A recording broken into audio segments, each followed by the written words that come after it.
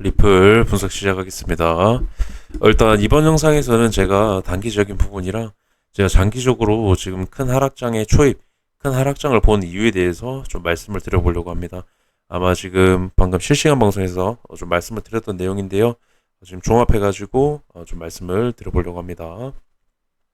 일단 단기적인 부분입니다. 단기적인 부분 여전히 중요 구간 돌파 실패 이후에 상승에 대한 기울기 정석대로 감소하면서 이제 저항을 강하게 받는 그런 모습을 보여주고 있는데요. 결국에 매도세가 강해지면서 나오는 그림이고요. 결국에 해당 구간이 강력한 저항, 그래서 밑에 있던 추세들 다 깨면서 내려오는 그런 형태입니다. 그렇게 됐을 때 결국에 매도세가 강해지면서 밑으로 강하게 빠질 수 있다. 밑에 제가 결국에 지금 상승 추세이기 때문에 밑으로 아직 하락 추세도 전환이 되지 않은 상태, 그렇기 때문에 밑으로 많이 열려 있다라고 말씀드립니다. 그래서 단기적으로 0.49 부분까지, 근데 49가 지금 보시면 이전에 어떤 추세에 대해서 지지를 받는 게 아니라 기울기에 대해서 이탈이 나오고 반등, 이탈이 나오고 반등입니다. 그렇게 됐을 때 0.49도 힘없이 깨면서 0.48, 47까지도 내려갈 수 있는 자리다라고 좀 말씀을 드릴 수 있겠고요. 일단 단기적인 부분 결국에 종합적으로 밑으로 강하게 열려 있다. 기울기가 감소된 정석대로 흘러가고 있는 형태라고 말씀드릴 수 있겠습니다. 이렇게 좀 말씀을 드리면서 제가 비트, 리플, 코인 시장의 전체적인 하락을 보는 하락장을 보는 이유에 대해서 좀 말씀을 드려보도록 하겠습니다. 일단 비트코인입니다. 비트코인 제가 아까 좀 말씀을 드렸던 부분인데요. 다시 말씀을 좀 드려보면요. 헤드앤숄더 지금 제가 결국에 이 큰 상승이 만들어진 이후에 헤드앤숄더 형태로 하락이 나오고 되돌림까지 넥라인 부분에 되돌림까지 나온 상태라고 좀 말씀을 드렸습니다. 그래서 비트 같은 경우에 해당 구간 넘어주기만 했다면 1억까지도 가능한 상태, 그런 모습이 나올 수 있는 그런 자리였는데요. 결국에 비트 30K 도달 이후에 결국에 하락장으로 비트는 돌아섰다라는 겁니다.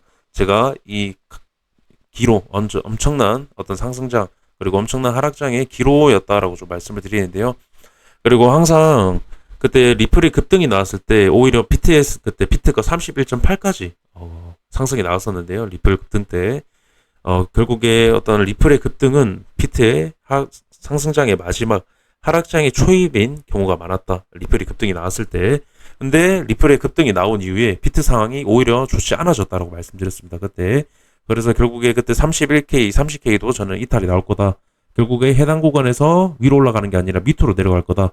좀 말씀을 드렸었고, 거기서 말씀을 드렸던 게 단기적인 부분에 30K 위에 있을 때 해당 구간에서 행보를 하면서 기울기가 감소가 되는 형태를 보여줬었기 때문에 그때 이 구간입니다. 그때 리플 급등 나왔을 때 결국에 기울기가 감소가 됐던 부분 터치 나오면서 결국에 30K 하락 이렇게 만들어냈던 부분, 그렇게 좀 말씀드리면서 다시 장기적인 부분으로 넘어가 보게 되면요.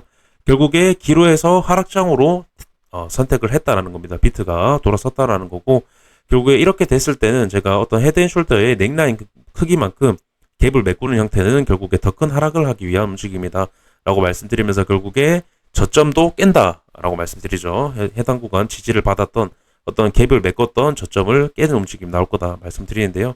결국에 15K도 이탈이 나올 거라고 저는 보고요.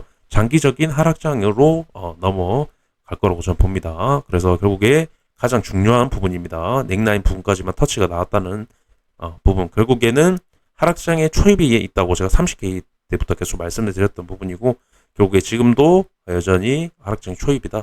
그리고 하락장으로 가는 데 있어서 빅쇼트 어떤 계속 큰 하락만 나오는 게 아닙니다. 지금처럼 반등 하락 주면서 결국에 가장 중요한 부분은 코인 전체 시장의 시총이 낮아진다라는 것과 결국에 전고점으로 올라가는 코인이 거의 없다라고 좀 말씀을 드릴 수가 있겠습니다. 그게 하락장이다. 결국에 어떤 상승이 나왔을 때 그 상승을 다 상쇄시켜버리는 하락이 나오는 부분이 결국에 하락 행보로 이어진 장. 결국에 큰 그림에서 봤을 때 시가총액이 낮아진다라는 가격이 낮아진다라는 거겠죠. 그렇게 좀 말씀을 드릴 수 있겠고, 그렇게 좀 말씀드리면서 리플로 좀 말씀을 드려보면요. 리플 주봉입니다. 리플 주봉인데요.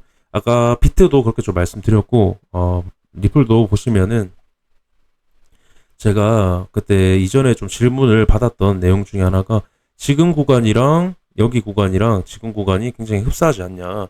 돌파 이후에 어떤 큰 상승 이후에 다시 큰 하락이 나오고 그렇게 되면은 결국에 이런 그림이 나올 수 있는 거 아니냐. 굉장히 흡사한 부분인데 그렇게 되는 거 아니냐라는 질문을 제가 받았던 적이 있습니다. 그래서 그 부분에 대해서 답변을 좀 해드리면요. 지금 여기랑 여기는 완전 다른 구간입니다. 그 부분에 대해서 말씀드려보겠습니다. 일단은 이때도 큰 상승 이후에 결국에 상승 추세 깨지면서 하락 행보 이후에 다시 상승 추세를 만들어내면서 삼각 수렴 만든 이후에 돌파 강한 상승장을 만들어냈었죠. 결국에는 이러한 강한 상승장이 만들어질 수 있었던 건 결국에 이 하락 행보를 거친 이후에 상승 추세를 만들어냈기 때문이다라고 말씀을 드리는데요.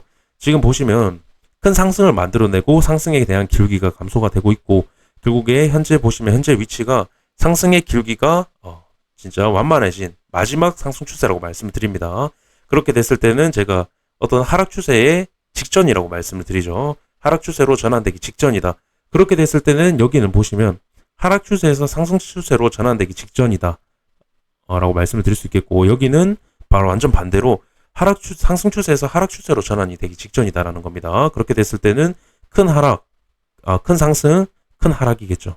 완전 반대입니다. 여기는 완전 반대 구간이고요. 비슷한 그림이라고 비슷한 위치라고 좀 말씀을 드릴 수 있는 부분은 여기랑 여기 그렇게 말씀을 드릴 수 있겠고 여기랑 여기를 말씀을 드릴 수 있겠습니다. 근데 제가 여기를 더 어떤 하락 행보에 있어서 더 큰, 더 길고 굉장히 좀 지독한 하락 행보장이라고 말씀드린 건 여기 보시면 이 상승을 만들어냈던 기간이 여기보다 훨씬 짧습니다. 그리고 여기가 굉장히 매물이 많다라고 말씀드리죠. 그리고 이런 식의 움직임이 나왔을 때는 여기가 행보가 더 길어질 가능성이 굉장히 높다.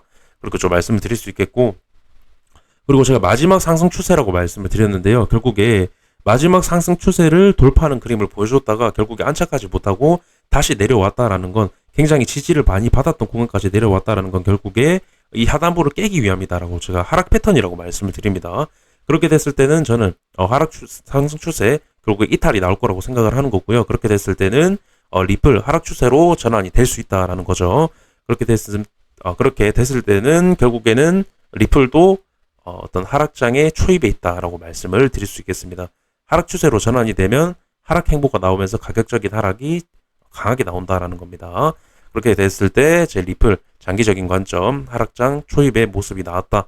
아까 비트도 마찬가지로 비트가 상승, 리플이 급등 만들어지면서 결국에 이전에 어떤 리플의 급등은 비트의 상승장의 마지막 하락장의 초입이다라는 부분이 그대로 반복되고 있다라는 겁니다. 저는 그렇게 보고 있고요. 이렇게 좀 말씀을 드리겠습니다. 장기적인 부분. 네, 금일 5분석 여기까지 좀 마무리하도록 하겠습니다. 감사합니다.